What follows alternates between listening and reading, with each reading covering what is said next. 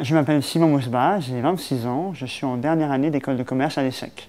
Avant d'entrer à l'ESSEC, j'ai fait des études de lettres, que j'ai terminées par une maîtrise de lettres classiques. J'ai choisi de faire une école de commerce pour diversifier ma formation et surtout faire une formation plus professionnalisante que les études de lettres.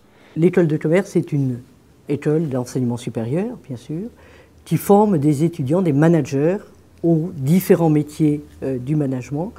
Pour rentrer à l'ESSEC, à Bac+4, comme je l'ai fait, j'ai passé une admissibilité sur dossier, en fait, puis un concours avec un entretien, un test d'anglais et des tests psychotechniques. Notre voie, c'est la voie plus classique des classes préparatoires et du concours d'entrée à Bac+2 ou Bac+3. Les étudiants doivent passer au minimum 9 mois à l'étranger, soit dans des échanges académiques, double diplôme ou programme d'échange, soit tout simplement dans des stages à l'étranger.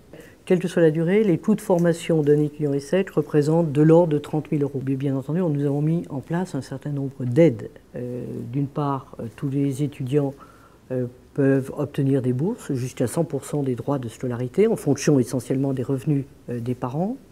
30% d'une promotion de l'ESSEC fait l'apprentissage et dans ce cas, les étudiants ne paient aucun droit de scolarité pendant leurs 2 années d'apprentissage, sur les 3 années qu'ils doivent normalement payer. La majorité des cours se font en groupe de 20 à 30 étudiants. Il y a quelques cours magistraux, plutôt entre 40 et 50 personnes, et des cours qui sont plutôt des ateliers, un peu de recherche, entre 10 et 15 étudiants. On a un certain nombre d'intervenants qui viennent donner des cours de finance ou des cours de stratégie qui sont en réalité en 4/5e dans leur entreprise et qui donnent juste un cours à l'ESSEC par semaine. L'avantage d'avoir des profs extérieurs, c'est qu'ils sont capables de relier vraiment leur expérience professionnelle avec les connaissances théoriques.